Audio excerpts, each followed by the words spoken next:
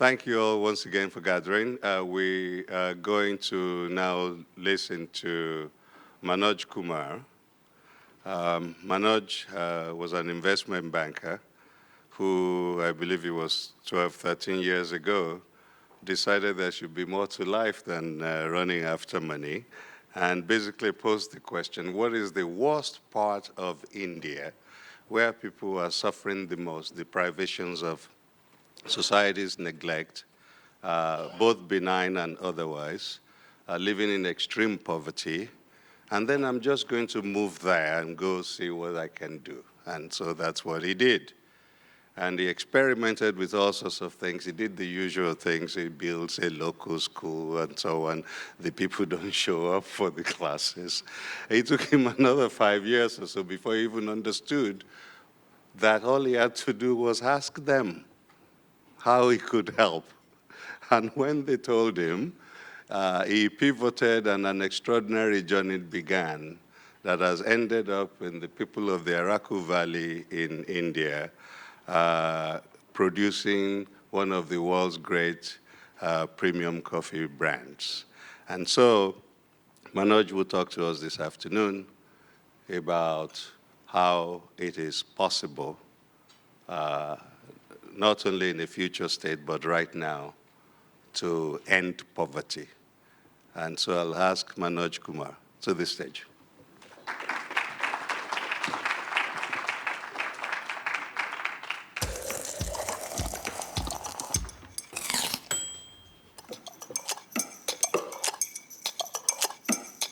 On my last trip to Paris, I discovered a coffee that I absolutely fell in love with. But little did I know that that coffee comes all the way from India.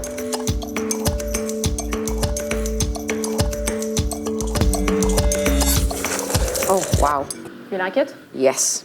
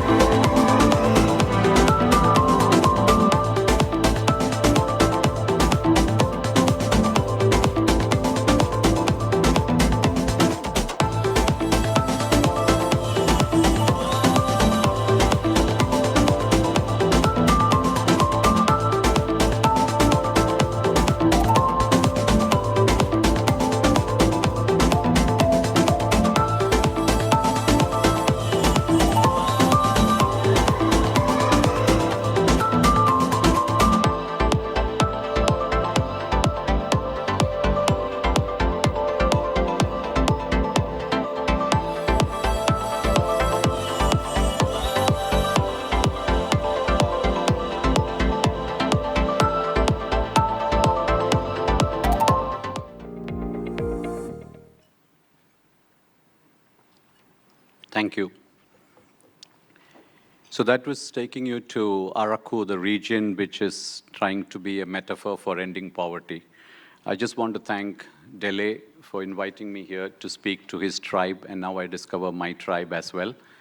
The reason I'm here is also because this is a continent which I sort of spiritually and emotionally relate with. I had come here 10 years ago, again 8 years ago, and tried visiting most parts of South Africa and Mozambique, even tried spending a lot of time with farmers. So I saw the similarities between the conditions in India. When I say conditions, I particularly mean opportunities. The opportunities to transform a region, a people, both in terms of ending poverty and for reversing climate change. So I thought I'll share this story. I'm hoping, I someday get to hear the story of how Africa or parts of Africa did better than this. That's the reason why I'm here. So I'm taking you to through a small set of mnemonic, which I call the ABCDEFGH to end poverty. because mnemonics are useful for us to remember. But before I get there, I think I need to clarify a disclaimer, which is poverty. To me, it's a very rich word. That's the irony. It's a very rich word because we have reduced it to understand it as just income poverty.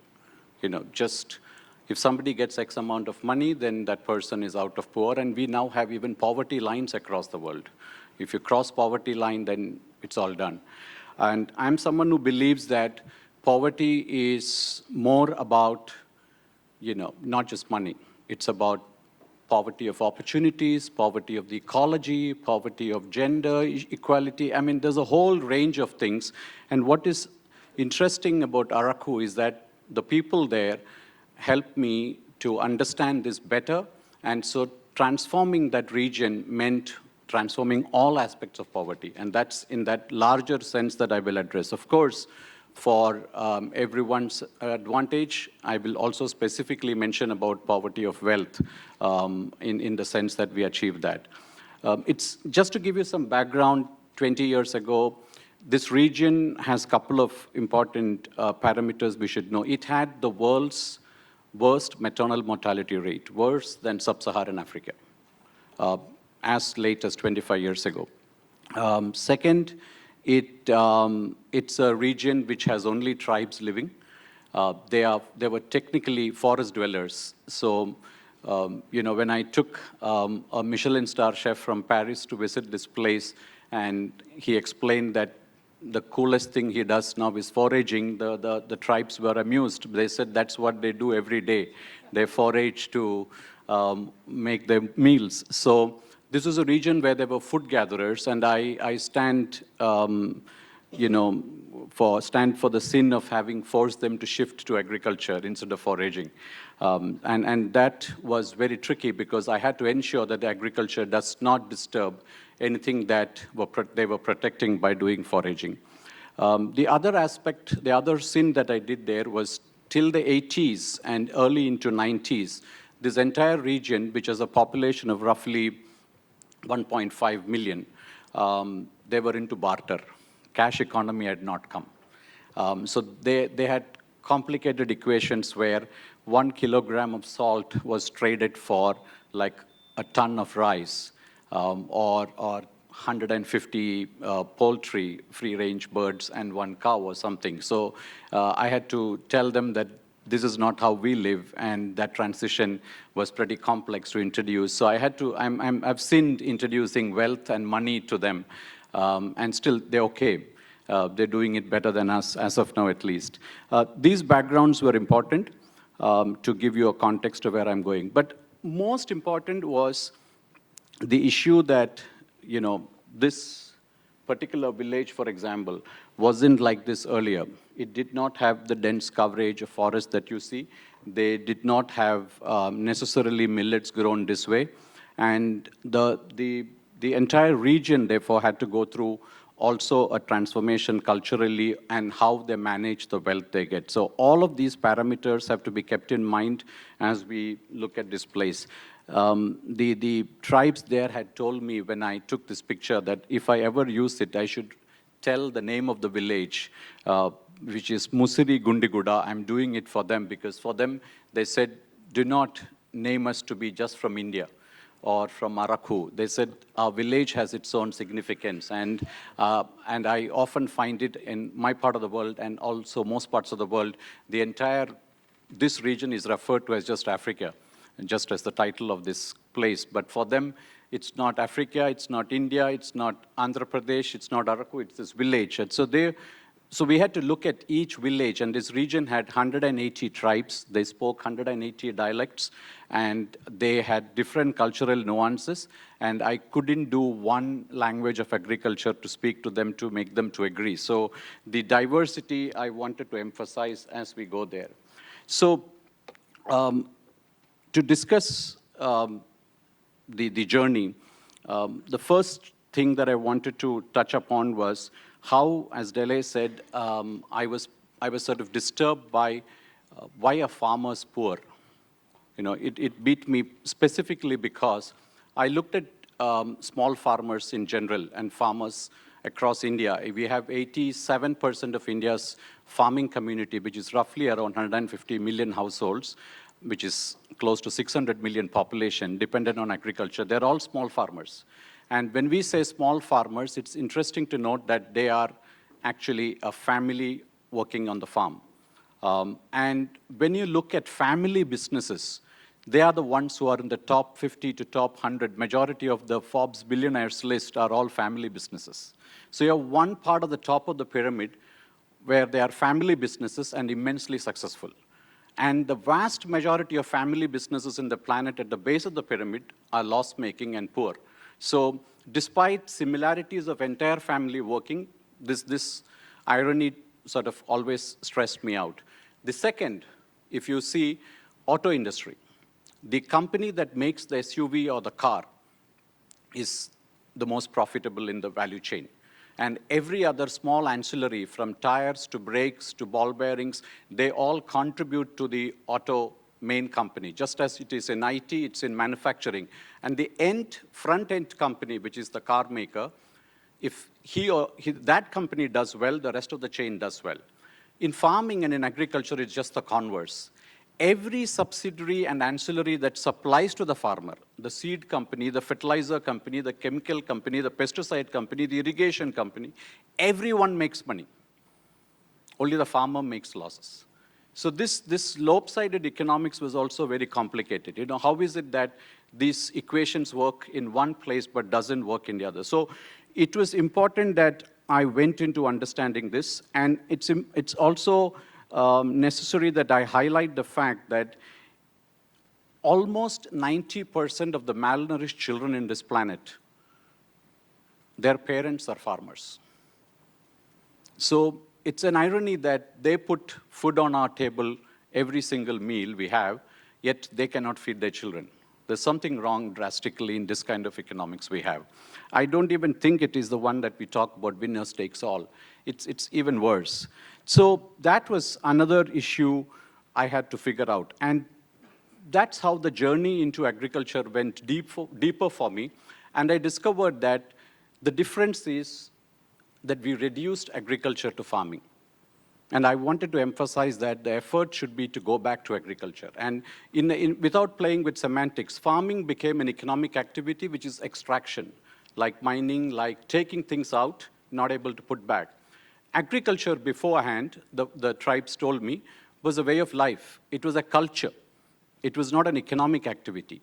Now, how can you retain this symbiotic existence with nature and not be extractive and yet be profitable was the whole challenge that we tried to do in this region.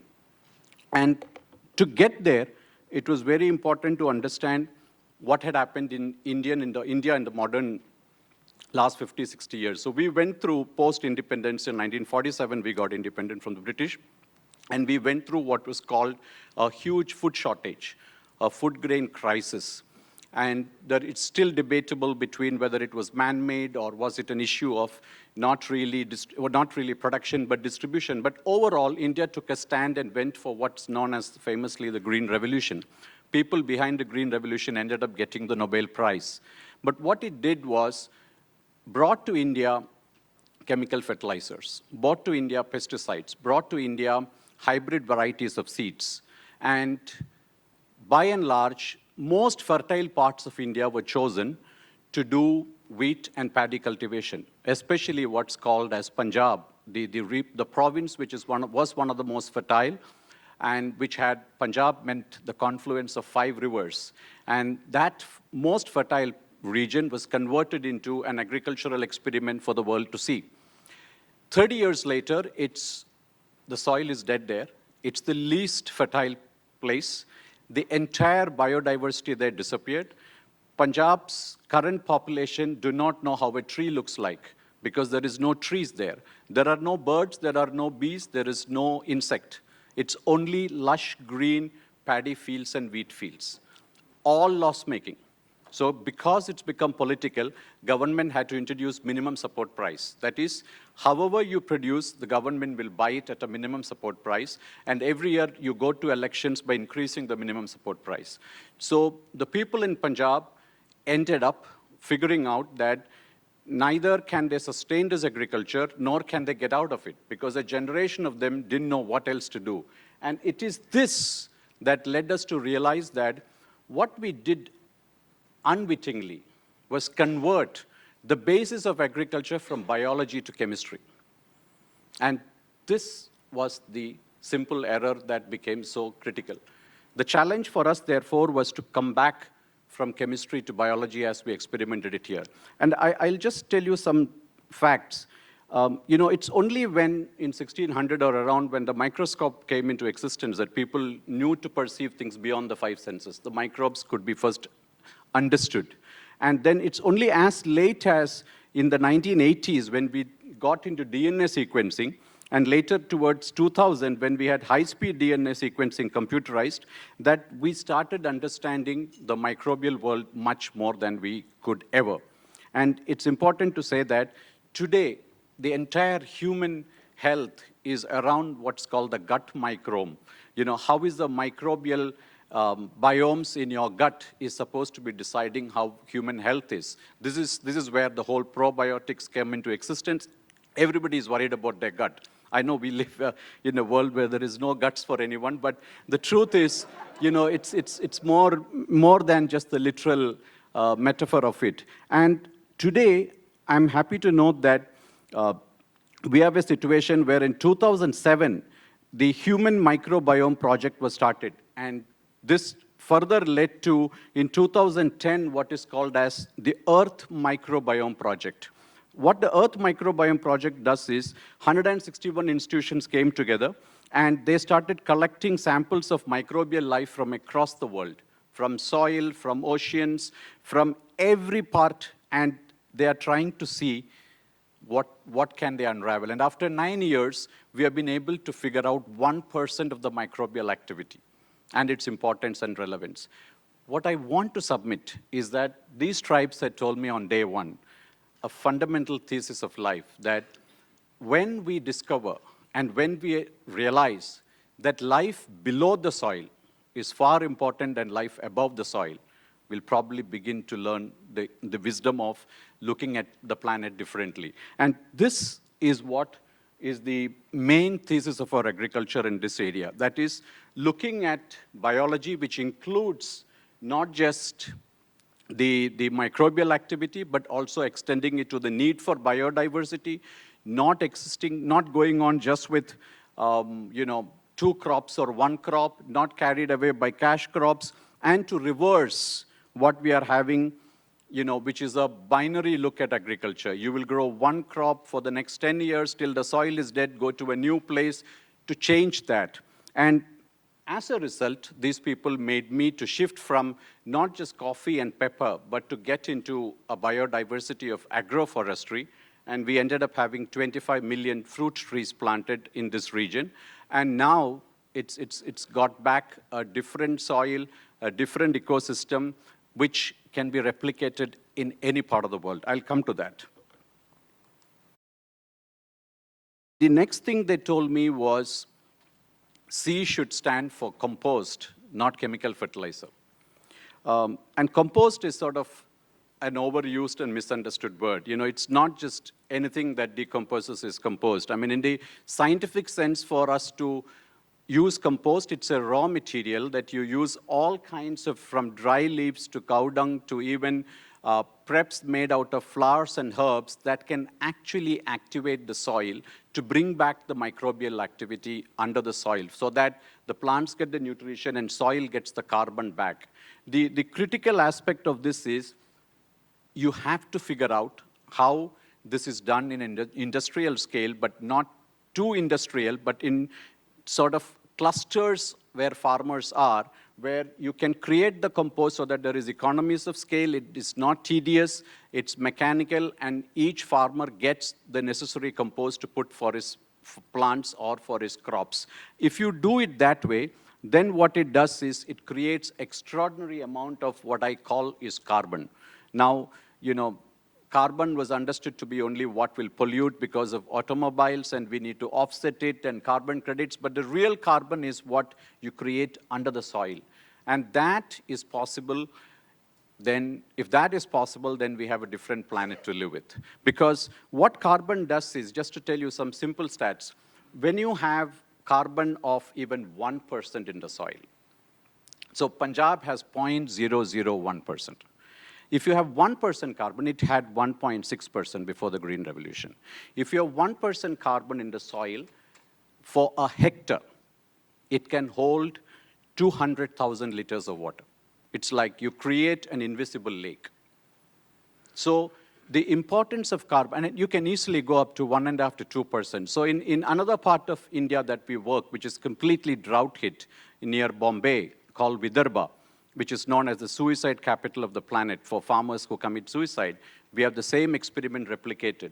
In 3 years, from 0.001%, the carbon there has gone up to 1.2%. And you suddenly see fertility in extraordinary proportions happening. So it's important that we look at carbon, not just for soil nutrition, not just for higher yield, but also as a way to extraordinarily conserve microbes and, more importantly, water. You do not need to pump water from lakes or from underground.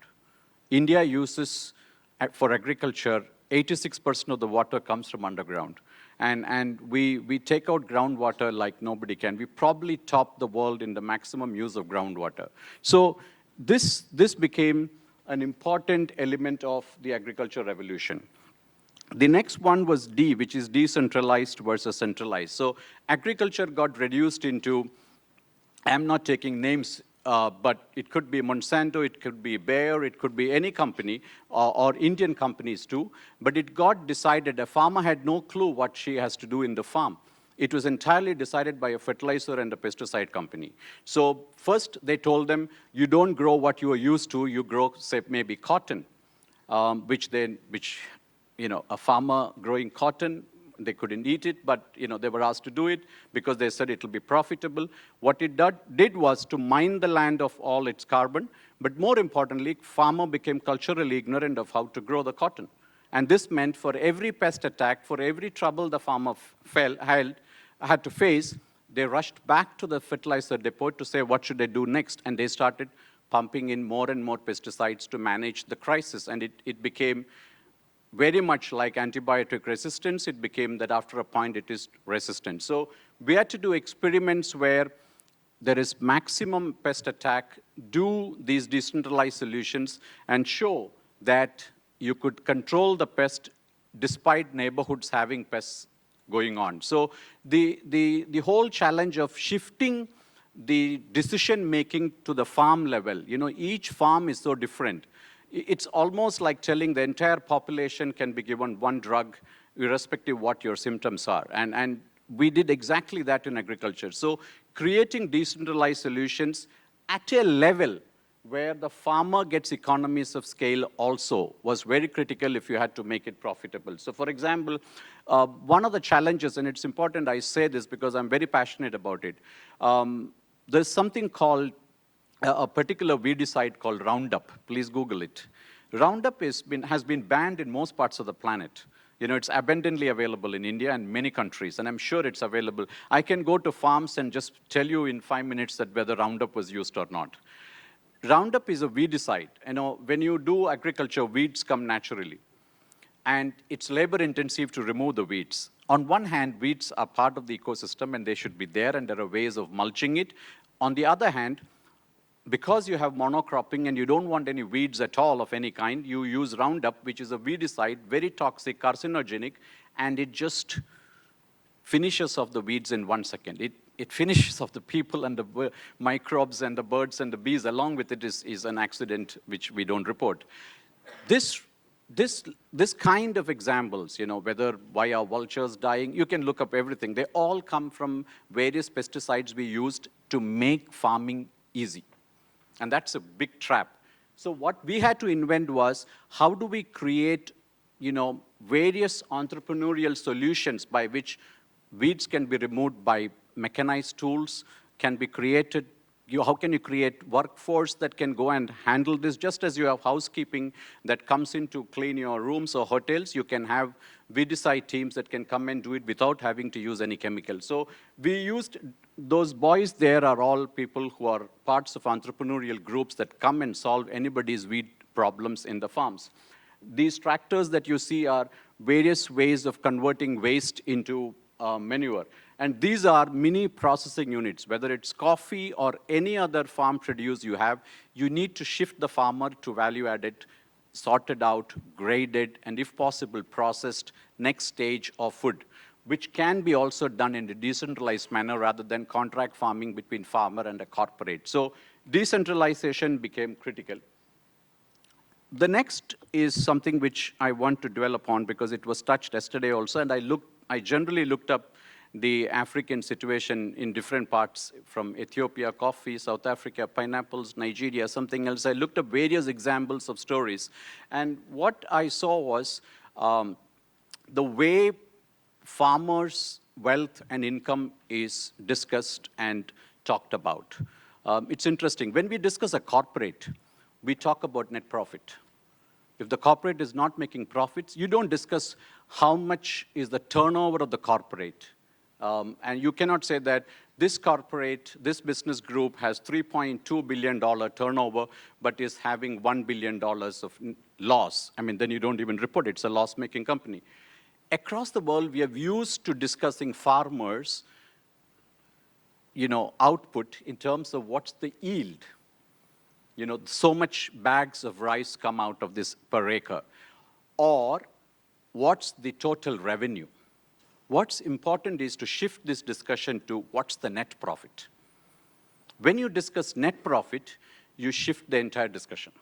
Because farmers have been conned by us to discuss only how much cash they manage in a year. So they just manage cash, often using debts, often using cash flows that come into their system, but they do not have a P&L. They don't have a profit and loss account per acre, per crop, per season.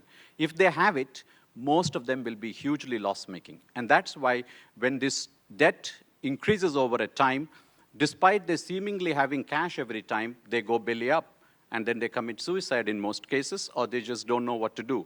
So what we did was to start talking about farmers' income not as output of how much kg of coffee was produced or how much kg of millets were produced, but what's the net profit? Is the farmer making profit, or is the farmer just having revenue?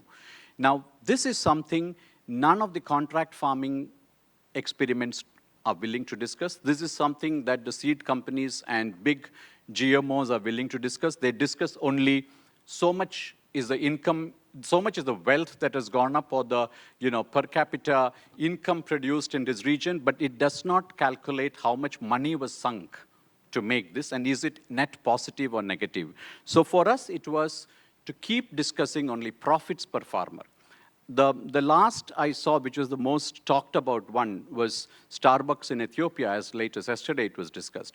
When I looked into the details, the best price Starbucks, despite the fact that part of it was the equivalent of a corporate grant-funded project, not pure business, showed that they pay $4 per kilo of coffee. Now, $4 per kilo of coffee hides the fact that it's often $5 that the farmer spends to get that $4 out. What's important is in Araku, we had to show that the farmer gets $4 per kilo net profit. And that's what we ended up doing. So this family is where it's actually 3 farmers came together, and they started making something to the effect of, in a year after 6 years in the project, something to the effect of 300,000 rupees or $4,000 net profit per acre per year. Now that's roughly, I would say, 7 times the per capita income of India today. And this kind of 6 to 7 times doubling of your per capita income from 1 acre of land is what I call excitement for the next generation to continue farming. But the key for me is for a farmer to convert herself into an entrepreneur, not to think that the farmer is just somebody doing something, but an entrepreneur's main thing, you look at profits, and two, you think of reinvesting. This farmer made so much money that they ended up buying a tractor so that they can go and do other crops. They used the tractor to lease it for cultivating millets in other places. The next point that we had to look at was that we ensure that it's family business itself. And the whole myth that the moment you say farmer, the image that comes is an alpha male. And in reality, agriculture, most of the time, the time spent on the farm is by women. And if you go deeper, it's the entire family is always at there. So for us, it was to ensure that the entire family is involved and they all share the spoils. So today we have a situation, and I'm very proud to say, that this is the only region I've seen so far where all of the next generation tell you in unison they want to be farmers, because they are now going to be called estate owners and, more importantly, known as profit-making farmers. The penultimate point I have is that, the aspiration should be to really create global produce. Very often, I'm not excited when you say eat local. I mean, eat local is fine from the point of view of consumer, but from a farmer's perspective as an entrepreneur, why would you not want the farmer to have the ambition to export? Why wouldn't the farmer not be the one that will bring foreign revenues, foreign exchange to your country? The extent we go to support information technology parks in India, the special economic zones, they're all for polluting industries. They're all for the less than 1%. 86% of the farmers, I've never heard farmers' economic zones or subsidies given because they are exporting, subsidies given because they are organic. The only subsidy is for chemical companies to sell more farmer fertilizers. So it was important that we had to ensure that this myth that globalization can kill small farmers is turned on its head. We wanted to start by India too has. This is a region, by the way, which had the largest and continues to have the largest guerrilla warfare in the sense of Maoist violent groups called the Naxal groups, which put landmines. So even now, some parts of it have landmines. If you come with me, I'll tell you how not to go through them. But otherwise, Anne sitting here had come to see this region, and the day she came, the sitting elected representative was shot dead in broad daylight by the Naxals in front of 100 people, and she couldn't go there. So the point is, this is a very violent place where xenophobia exists of various kinds, including me going there would have been questioned. What we did is, this region, I got the best people in the world. So we had Japanese, we had Americans, we had New Zealanders. Every aspect of agriculture who had an expert, I brought them here. Because it is important that you bring the best minds into agriculture and not keep it something like a localized family farming thing. And once you do it, we could produce tremendously higher yield and world-class quality. For instance, I didn't know that cherry picking is such a serious thing, in the sense, the phrase cherry picking is actually done here. Even in the Jamaican Blue Mountain coffee that you have, it's industrial harvest. So you harvest the entire coffee in like two sessions.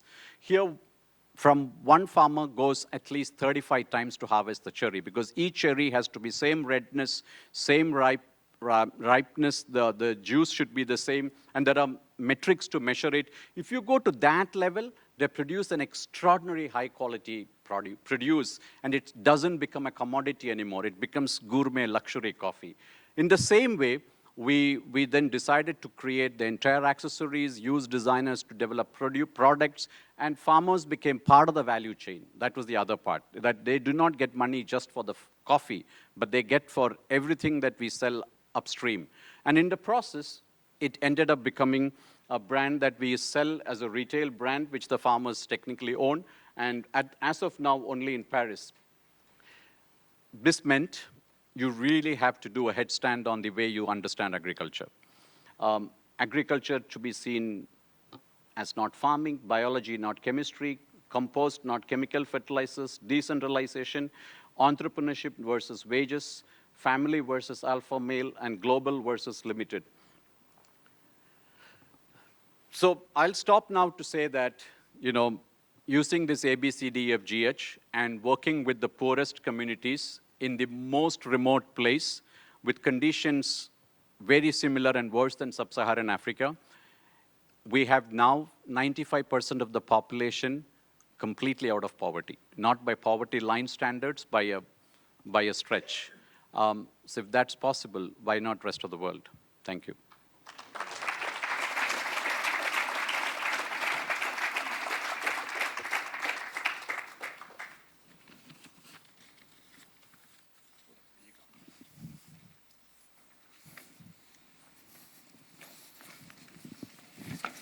Great job, by the way. So good afternoon. My name is Arturo Condo. I'm the president of Earth University, where we hope all our graduates can become Manoj Kumars. That would be the dream for sure. Well, extraordinary as always, Manoj, and this is an entrepreneur that has done other things as well. So this is one impressive one. So let me say that in Costa Rica, we also pick the coffee by hand, by the way, and that also produces high-quality coffee. But so you're absolutely right. Let me start by the thing that I have a question, which is, let's say we want to multiply the Aracus of the world, just as you said, right? How many Manojes do we need? In other words, your leadership has been, of course, essential there. What else has happened? I'm sure something has, but I'd love to know more, because my wife, the smartest in my house, says always that change and development. You need the subjects of development to be the actual agents of development, not Now we can help, and you've done it wonderfully. What else has happened in terms of leadership, local leadership, and have some of these farmers now become they're entrepreneurs in that they do it, but will they replace Manoj? How will how do you see that?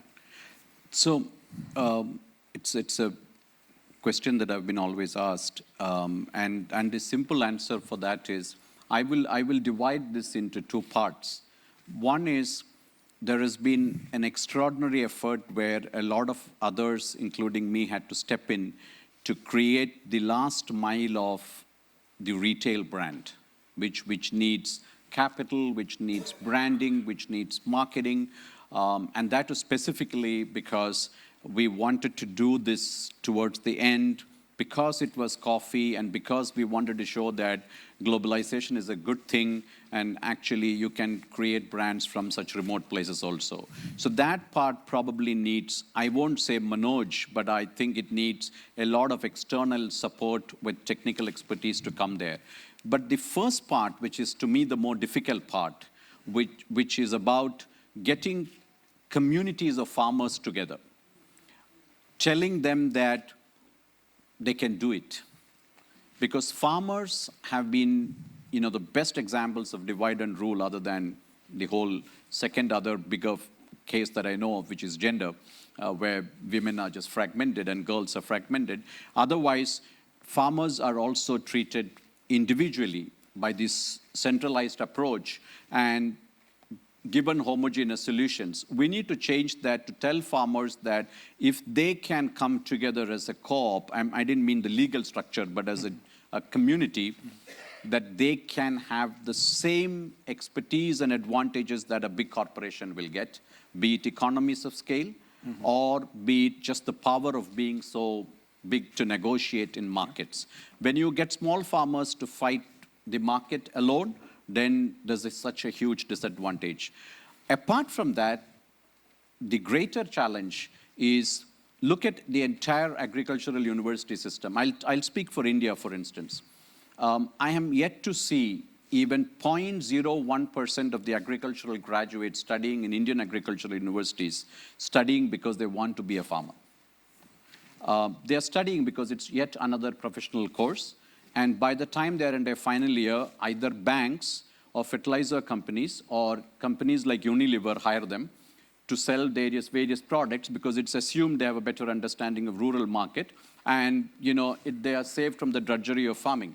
So almost all of them have no clue about farming, nor is the curriculum anyway tuned to understand these challenges. So what we have is a bunch of farmers, 86% of the population of the farming community, who have been challenged to change traditional farming into something that they don't know, which is growing things they never grew, with no support. So we need to create mechanisms by which in each region, whatever is suitable is a set of crops to grow, which is conducive for them, both cash crops and food security crops, and to guide them with the right agriculture.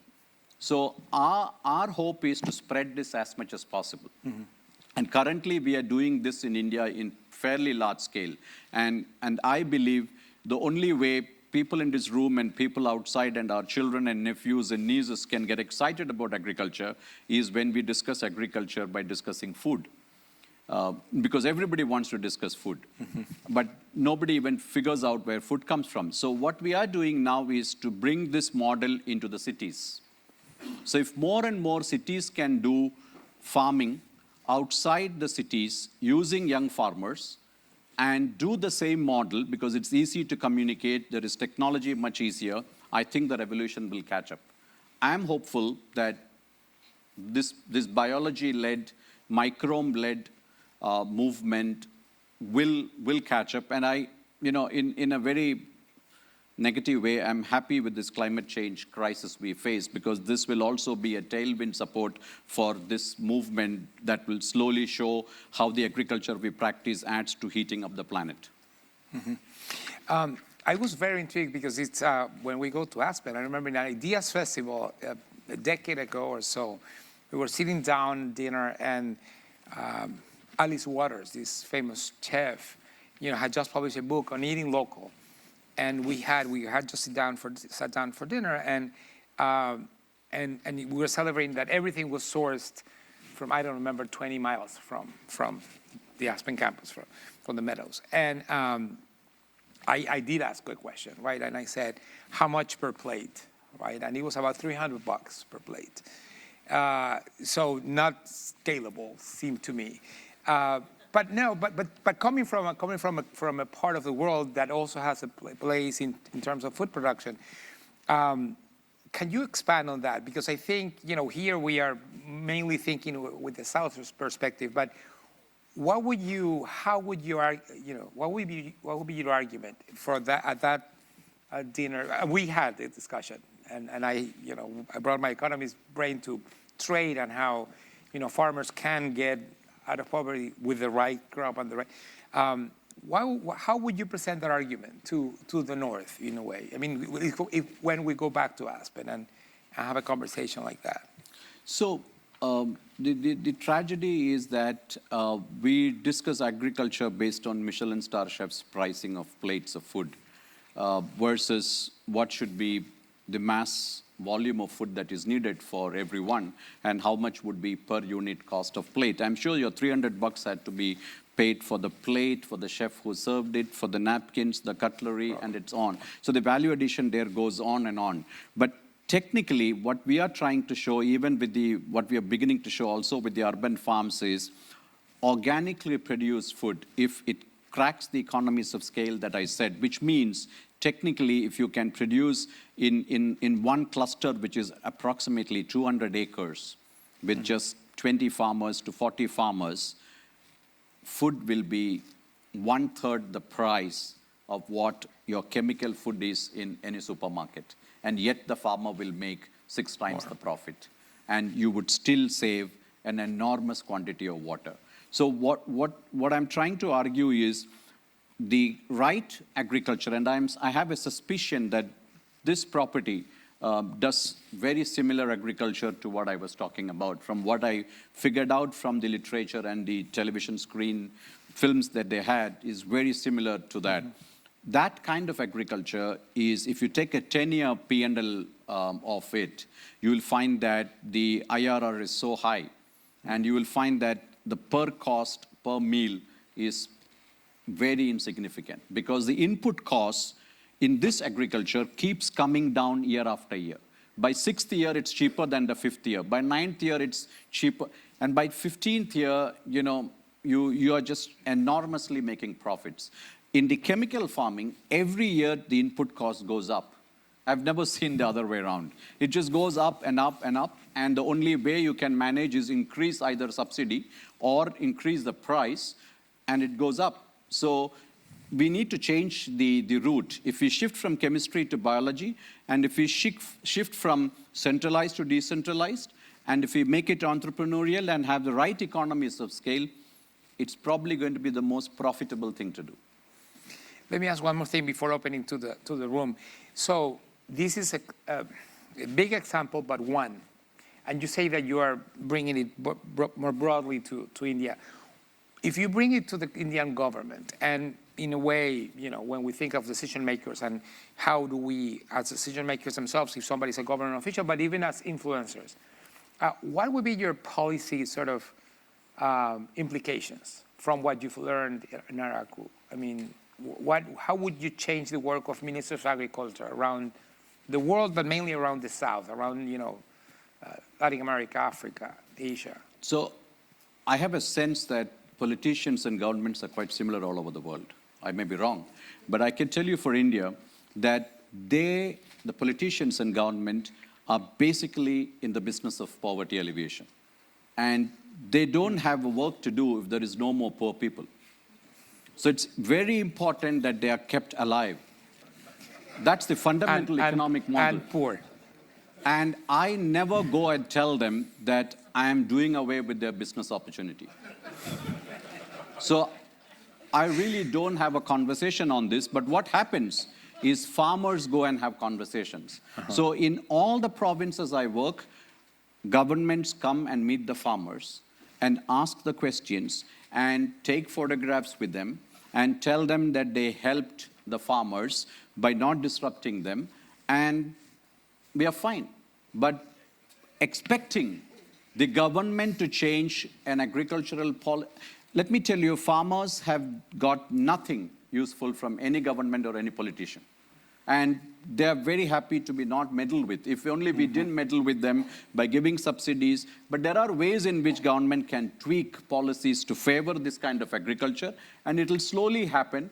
I believe that will happen as a bottom-up movement, not by me going and posturing to them with new schemes and framework. When this becomes an electoral issue, politicians will listen. So in every place, we create thousands of communities of farmers who become profitable.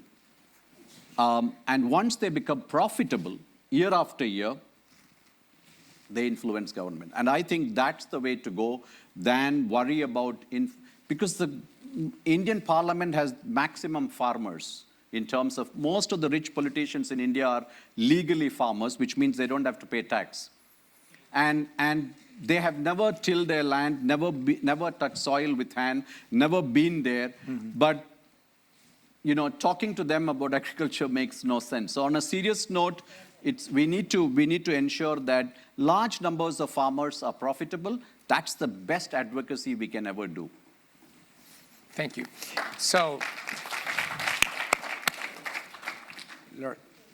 Many of the things you said were sort of intimated a long time ago by a writer named Rachel Carson, whose book, Silent Spring, sort of predicted, among other things, that there would be constantly rising costs associated with the use of highly complicated molecules for pesticides and fertilizers. And so indeed that's the case, and you gave us some good examples. You also said something more surprising, which I'm surprising, which isn't to say that I doubt it, but I'm trying to ask a question to you to sort of explain it a little bit better. Please. That using quote unquote natural methods to cultivate crops can be more profitable, can be more efficient.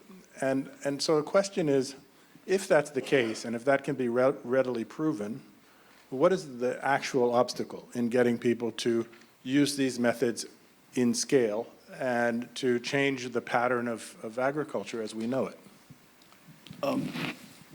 This is one of the questions we are grappling with for it to sort of expand rapidly in India.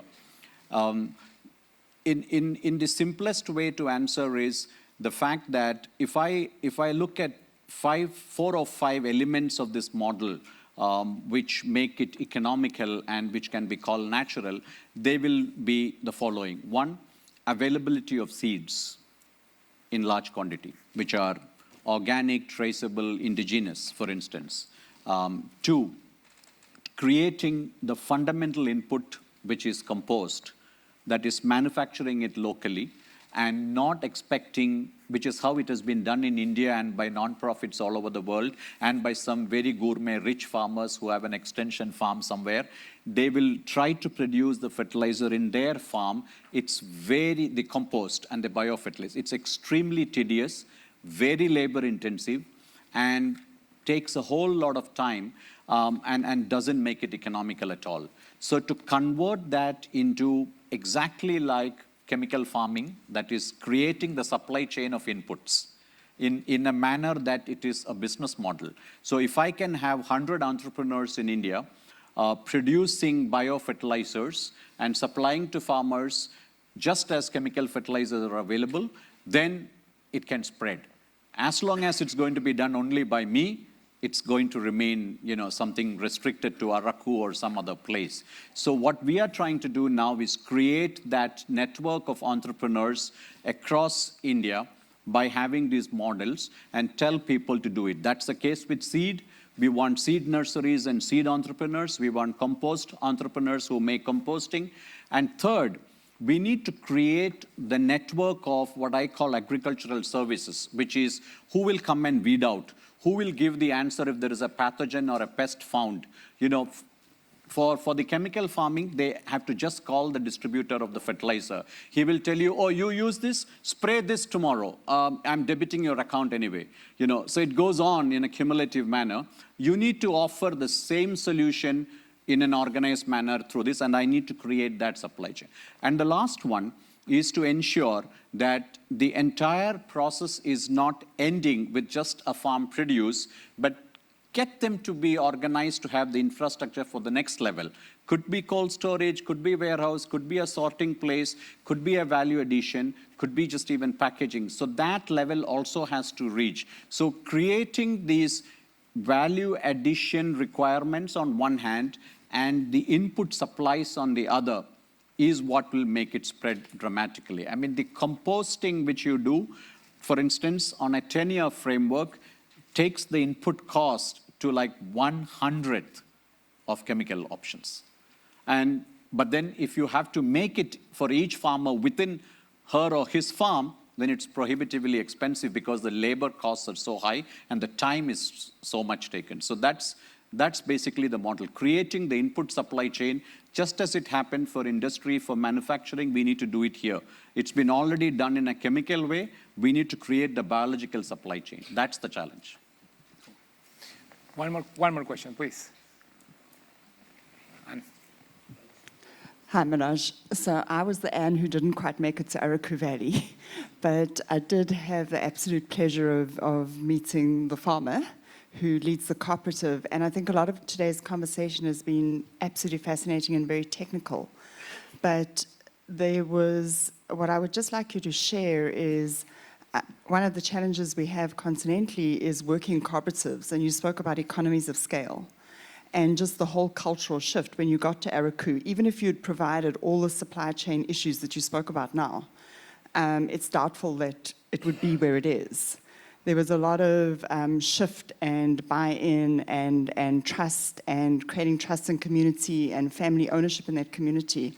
And I'd just really be interested for you to share that part of the equation of getting people to work together and trust and shift. I think thank you, Anne, for asking this, because this was the unanswered part to Arturo's question on how to replicate it. I think it's important to recognize that farmers are probably the ones who face maximum challenges because the conditions are all outside the farmer's control, whether it's climate, whether it's inputs. The entire set of spectrum of things is outside the farmer's realm the way it's done in modern agriculture, on one hand. And two, a farmer has never met anyone who has had a transaction with even remotely an interest in farmer's profit. They've all had transactions about how they will profit from themselves. So there's a huge trust deficit in the farming community, and invariably every farmer wants to actually not do farming if given a chance. I can take you to parts of India where farmers will tell you, if you ask them, do you have a dream? And they'll tell you, I have a dream that some industry will come here and will buy my land at exorbitant price. That's the only dream. How can this land be bought by somebody and convert it into a technology park so that he or she can retire, buy some SUVs and a house and relax for the third generation to not have anything left at all? That's what's happened in parts of India. And it'll happen everywhere. Giving up, I was looking at some statistics in Africa too, it's the same. People are waiting, and with urbanization, this is becoming even more complex. So the challenge is really to instill that confidence into farmers. And agriculture is probably very similar to education. For you to show the demonstrable transformative effect of an intergenerational poverty broken, you need 10 to 12 years. And we live in an Instagram sort of society where you want results like now. And that's what's offered by everyone else. So I have to go and talk to communities and say, you have to trust me, be with me for 10 years, and we will end poverty for your entire generation. It's a tough task. No, you have to have extraordinary moral integrity or a proven track record, which unfortunately businesses don't seem to have, to be able to convince farmers to agree to this transition. So there is a real challenge in we having to convince farming communities that's possible. And the only way that they believe is if they go and meet other farmers who became profitable. So we do this transfer of what I call inspiration by taking farmer groups across India to different locations and making them stay together for a week to just exchange all the things. It doesn't work even by me going and talking to them. And with that, they get convinced it's possible.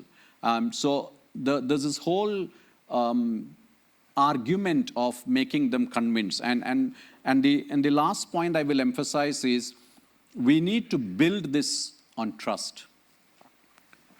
Unconditional trust, to me, triumphs even unconditional love.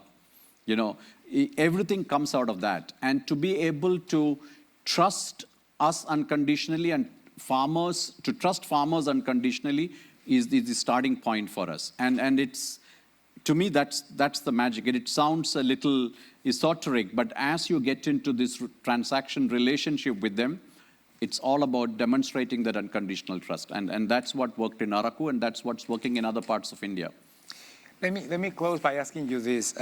As I mentioned, I lead this wonderful institution called Earth University, and we are super aligned with everything you're saying. Thank you. And we do see, and we admit our students based on their intention to really work. It might be with different angles, but to really work in the future of agriculture and the future of rural areas. What do you think is needed to make sure that the new generation, you sort of addressed it, but the new generation actually goes into agriculture? And also, how can we bring it to Africa? Because we're talking about Africa in the world. This is the theme of this particular week. So from all that, and in closing, what would you do for the young generation? And how would you take that learning to Africa, other than perhaps bringing farmers to Araku and Araku farmers to Africa, maybe? I don't know.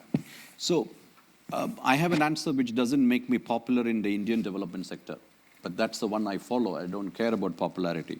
That is, you have to make it fashionable and sexy. So if you go to Paris now, farming is the coolest thing. Everybody wants to do farming. Terrace gardens, terrace farming, vertical farming, all kinds of farming, and everybody is excited about farming courses. Suddenly, I don't know if you're aware, but at least in India, the whole idea of cooking became very sexy after the MasterChef competitions came in. Till then, it was none of the people went. Youngsters now are buying, different. I have a bunch of millennials who exchange knives for gifts, because they're all into culinary skills. And so things change with extraordinary fashion, lifestyle, branding. So I would say We need to promote a whole lot of urban farming. We have to make farming sexy for the rich. I would imagine all these Hollywood actors would come and do farming and then talk about it. Everywhere we need to create that organic farming. It's doable. It's full of equipments. I mean, the USA invented the jeans as uniform for miners. I'm hoping there'll be attire designed for farmers, which becomes popular.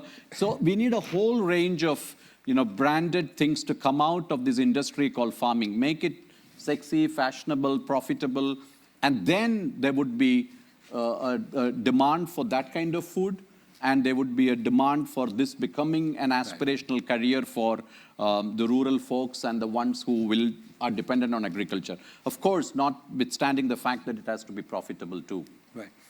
And in Africa? Africa too. I think Africa is, from whatever I've known, most parts of the world are trying to imitate the nation that invented Coca-Cola. So there is a growing demand and aspiration to ape things that are trendy. I mean, in India, it took like two years for 750 million people to take to smartphones, which was not about efficiency alone, not about productivity alone. It became a completely different aspirational lifestyle. It became an asset they wanted. You ask a youngster, you want a vehicle or a phone, they'll say phone first. It's not to do with, it's just transformed the way they're positioned. So a lot we have to play with sociology and anthropology to make agriculture work. We need to make it a branded, sexy thing. Thank you. Thank you very much. Thank you.